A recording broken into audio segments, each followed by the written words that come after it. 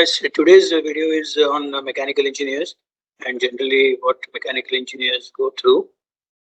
Especially this video is for people who are in first year, second year, about even in 12th standard can watch this.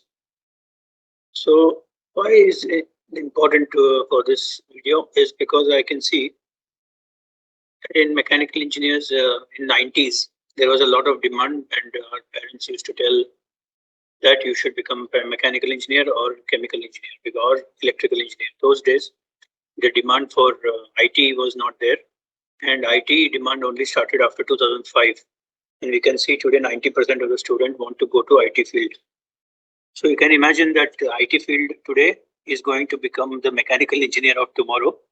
Like for example, in 2030, 2035, there will be so many IT engineers that there will be glut in the market and they will suffer the same salary problem that we are suffering today in mechanical.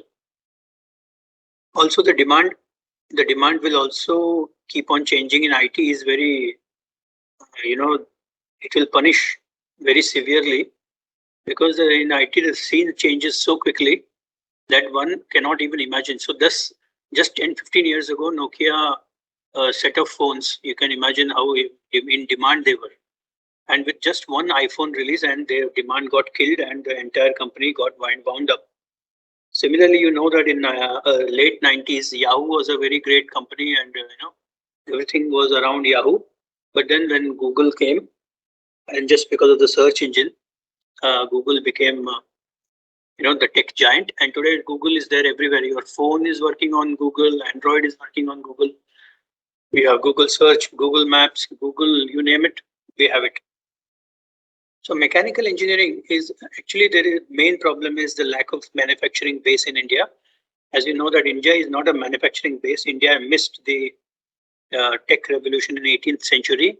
So when we were under the British rule, the British didn't want to fabricate or manufacture anything in India.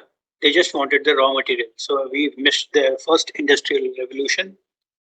We missed the second revolution, industrial revolution, and you know that industrial revolution missing is a very big stuff for any country. For example, because we missed the industrial revolution, our steel plants came only by early 19th century or let's say mid 19th century, and that too not by government but the Jamshedji Tata that understood that was first guy to put up a steel plant in India. So as a government thing, it didn't happen quite until late. And the Steel Authority of India and all started. But by this time, what happened is the Koreans, the Japanese, the US and the Europe, they were very good in steel making and different various grades of steel making. And also they had the power, they could give the power to the steel companies and also could produce the steel of various grades. And they could do it cheaply, and also they did a lot of innovation in that. So you can see steels like duplex, super duplex, titanium, copper, nickel. I mean, we can see a lot of development in even basic carbon steel. We have the very highest grade and the lowest grade. Between that, there are so many kinds of carbon steels. So one can ask how many kind of carbon steel is made in India today. Another problem India today faces is that since I am working in the Middle East, we always see that the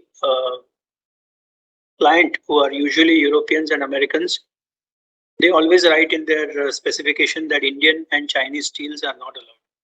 So India and China, since they both started manufacturing steels quite late, they missed the Indian revolutions, the industrial revolution, sorry.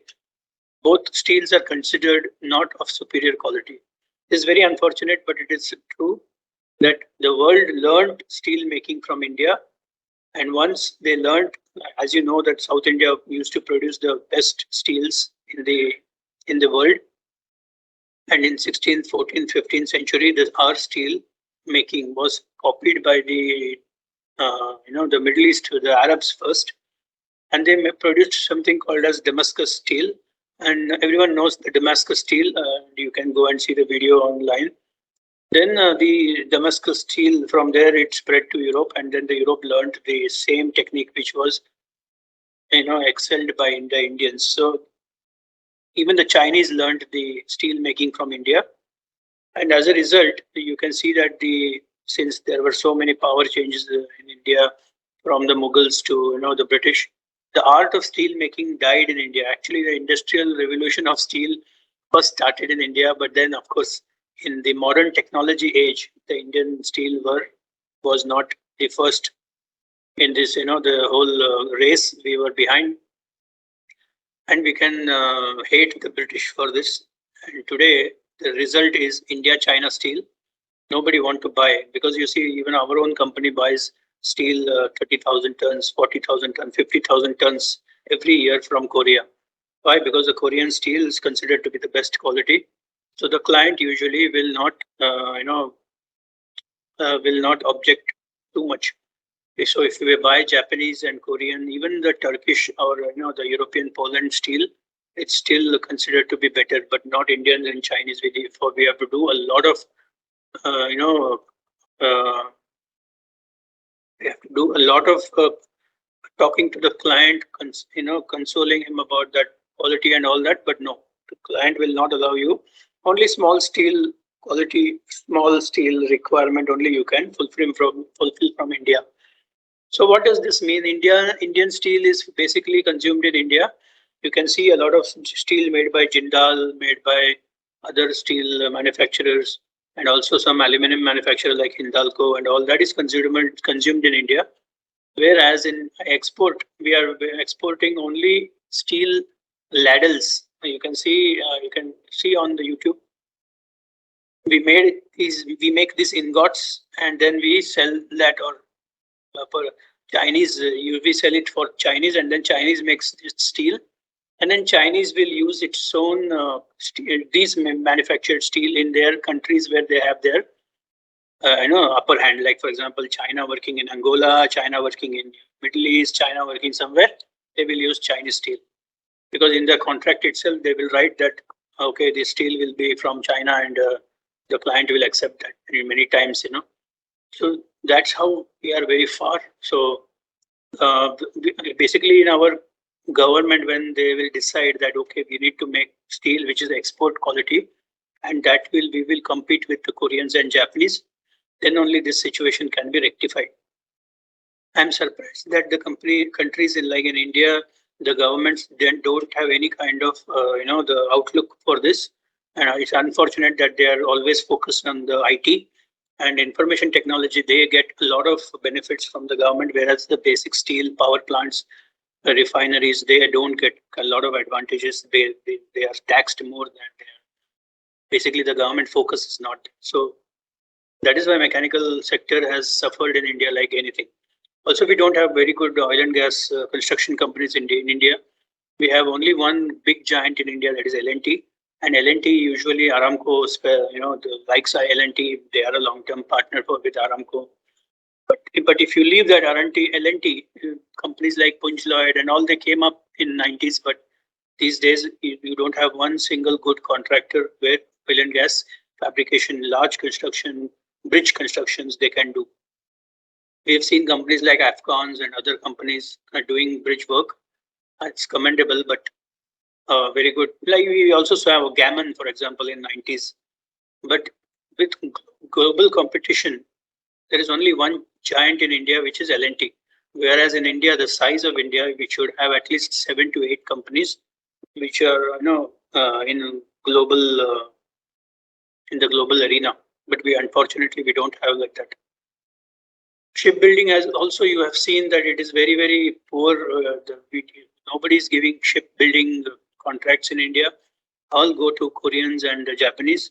You can see VLCC, ULCC, all are fabricated and manufactured in Japan and Korea. That's a very big industry. You can imagine, before the British set foot on our soil, India was the premier ship making industry. And the ships built by India, because of the good quality of the wood, we used to last centuries.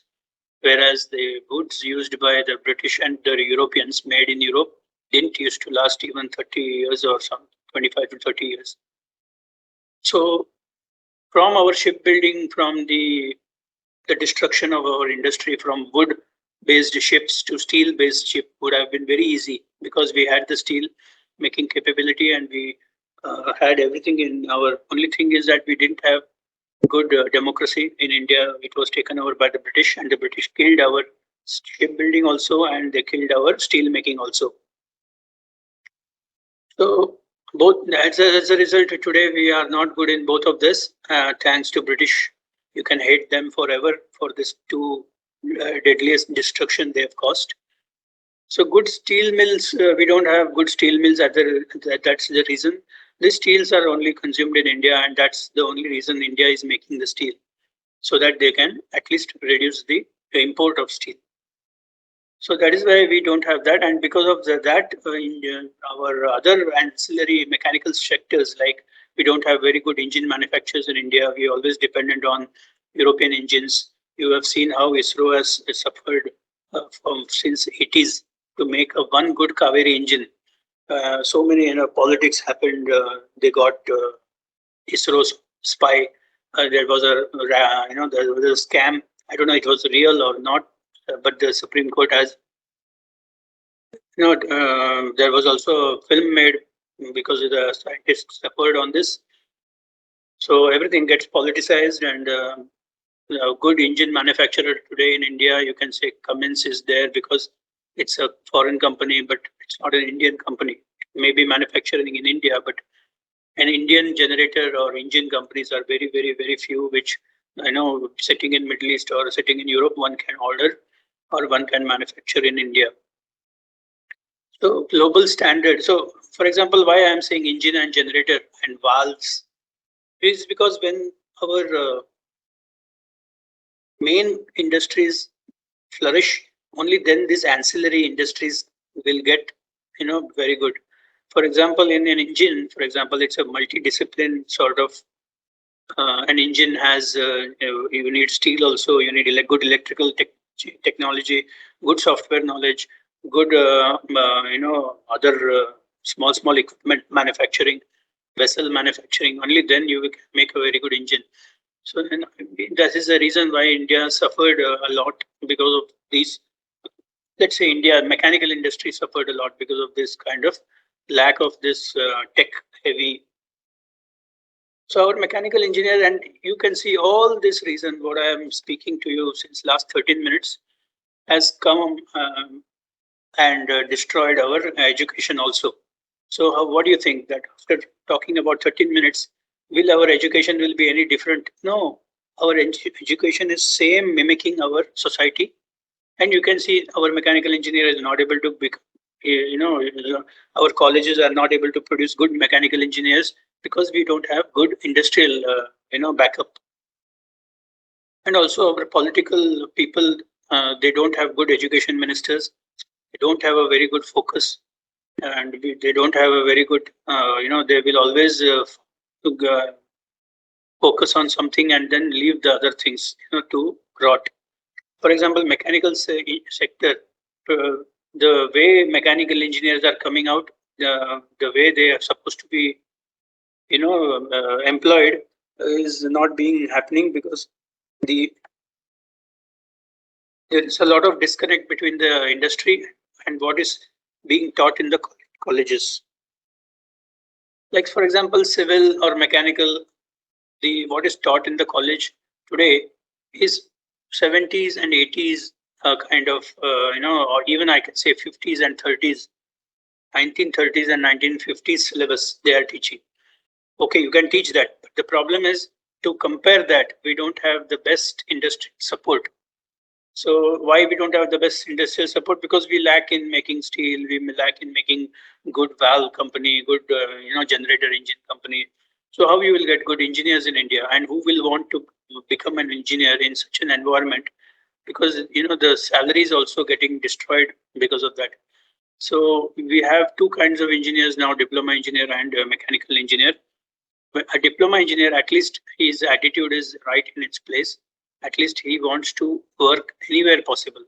But you will see that a BE engineer is thinking that he will put shirt and pant and he will put a tie, and every day he will go and do a desk job. It is not like that. And it is from the beginning, he will think that I am an engineer and I'm not supposed to wear coveralls. I'm not supposed to wear hat. I'm not supposed to do anything with anything machinery. No, it's a completely, self-destructive thinking and self-destructive idea. The more you wear coverall, the more you get your hands dirty, the more you will learn as an engineer. So, for example, if you're a mechanical engineer, and by the end of mechanical engineering, you don't know what is a generator, how to put together a generator, how to repair a generator, how to repair a car, how to repair a car engine, what is the troubleshooting in car engine, what is, even if you are not a car engineer or let's say automobile engineer, you must know it just because you can see on YouTube today, there are so many millions of videos concerning very small aspects, even how to change battery of your car key. Even that is available online. So what stops you from looking at this right from the beginning, in your 11th, 12th standard itself, so that by the time you 6 years have finished and you come out as an engineer, you will know a lot of things and you will be at least able to talk about that. Or all our people will do is try to excel, do good in physics and chemistry, maths, and somehow clear the 12th.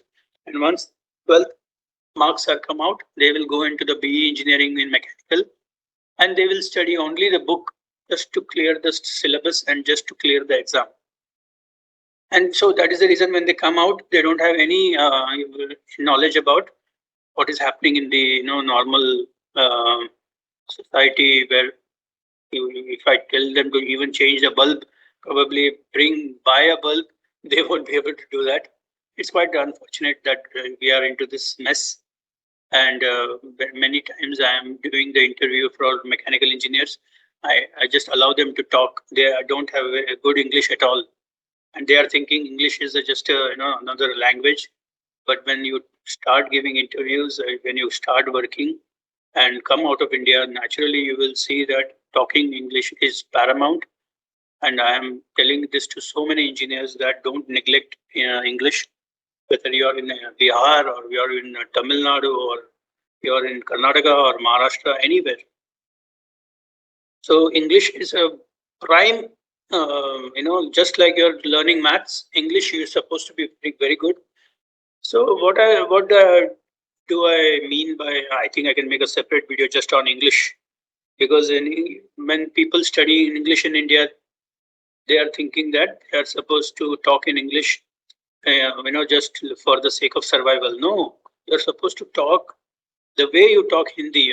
For example, if I ask a British guy, and I should be able to not only understand what is happening in British, also I should know their culture, I should know their leaders, I should know their politics, everything I should know. But then only I can openly talk to a British guy. Oh, what is happening in your country? You should know that they love football. You should know that they love tennis. They should know that they love cricket.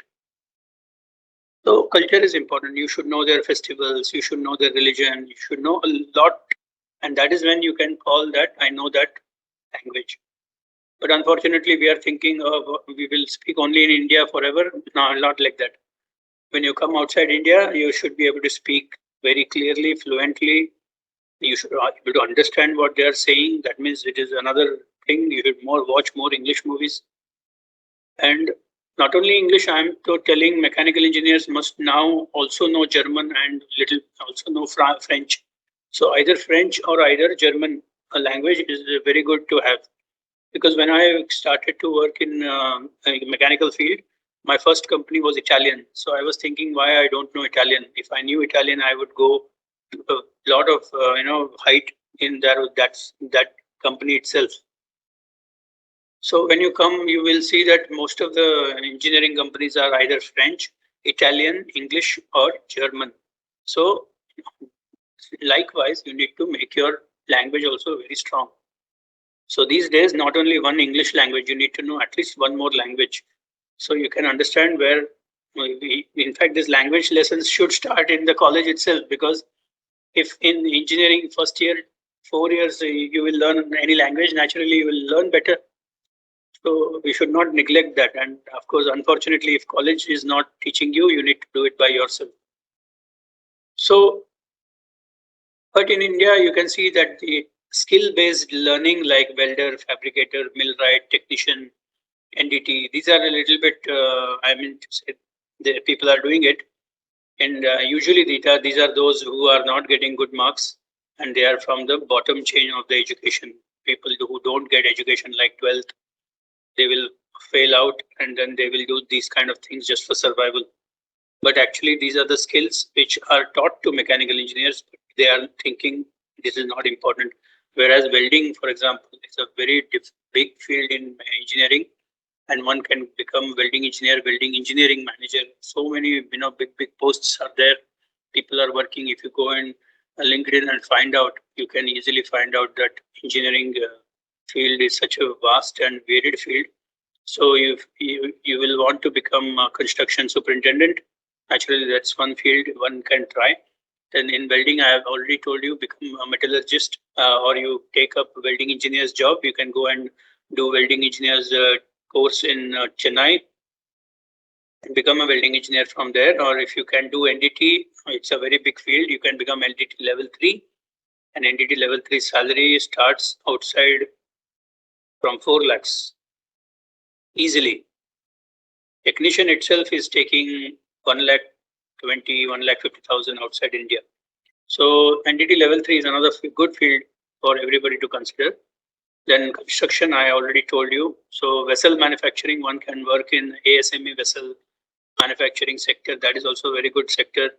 One can become design engineer there, or one can become construction, how to construct ASME vessel. You can see on a video, it's a very beautiful job.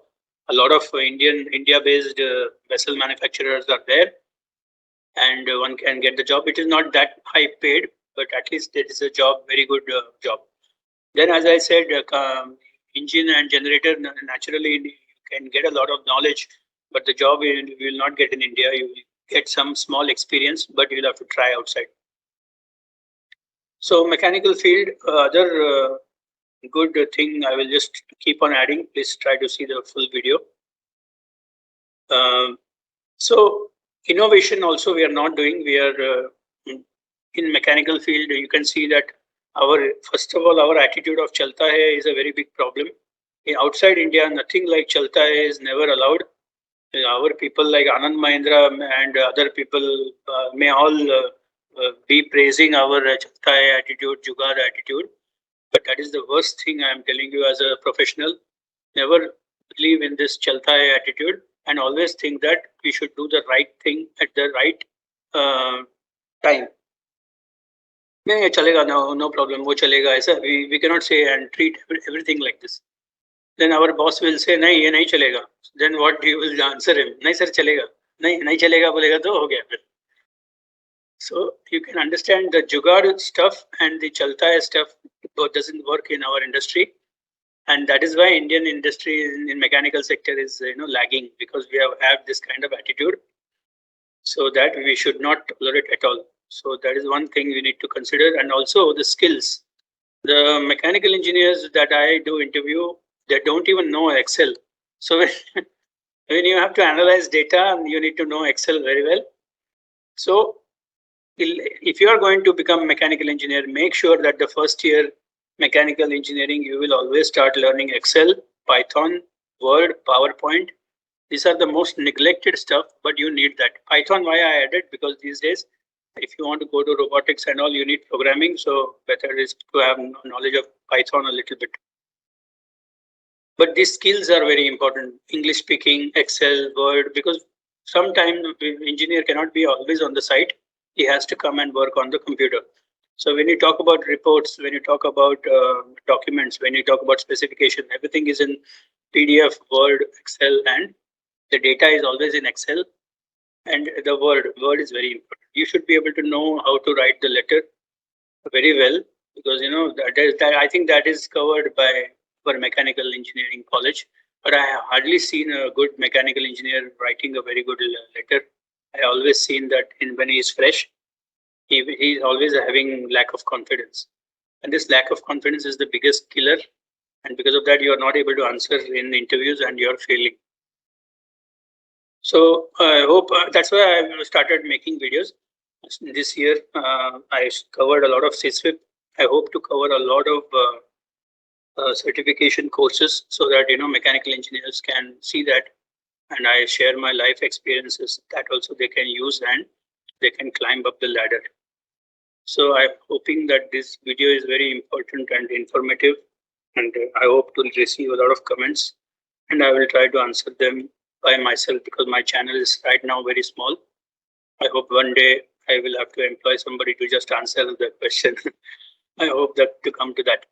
So I said, chalta hai attitude won't work, and then outside India it doesn't work at all. And Jugaad is just for home. Don't think that Jugaad and all things work outside. And Jugaad is also very dangerous, unsafe method, because Jugaad will always, fail, and your safety will be always compromised. So it's also important to specialize in the mechanical. If you're coming in civil and mechanical, you should know what you're going to get into, because mechanical is such a vast field that you cannot come inside the mechanical and then decide, I want to be automobile, or I want to be electrical, I want to be within mechanical construction, fabrication, I can be foundry, I want to be good in generators, I want to be good in aviation, mechanical side. So one has to decide when he's in 11th itself, then only you can become very good stuff. And for the others, it is very unfortunate that mechanical is not taught in Hindi or other language, in South Indian language. But because otherwise what will happen is, when you come outside India, you will not be able to talk the technical knowledge language. That is why it is very best that you will learn English very well and do mechanical engineering properly, not just to get marks, but as a career that you want to do, you really love something. And also for a mechanical engineer, I always ask whether you have what you have built yourself. So you should have a hobby. You should have a hobby of watching YouTube videos and making something, and making video of that. So both are very good, considered to be very good mechanical engineering attitude, that you should always be doing something, you should always be making something. Only then you will be considered as a good mechanical engineer. Because when you come to site, if you have hands-on knowledge, naturally you will have more chances of doing the resolution of problem or resolution of rectification yourself, because you've already made it by yourself. And I can see a very good videos of how to make welding machines at very cheap price. These are all the things you can need to learn, and you should make it yourself. How to make water turbines, how to make, these are all the things you can see small videos and learn, and you can make it yourself, so that you will make a video of that. You can come proudly say in an interview that I have made this, and it is, you can go and watch on YouTube channel. It is there for everyone to see. It has got 1 million views. So उसका एक अलग ही impression गिरता है interview के ऊपर, so interviewer के ऊपर.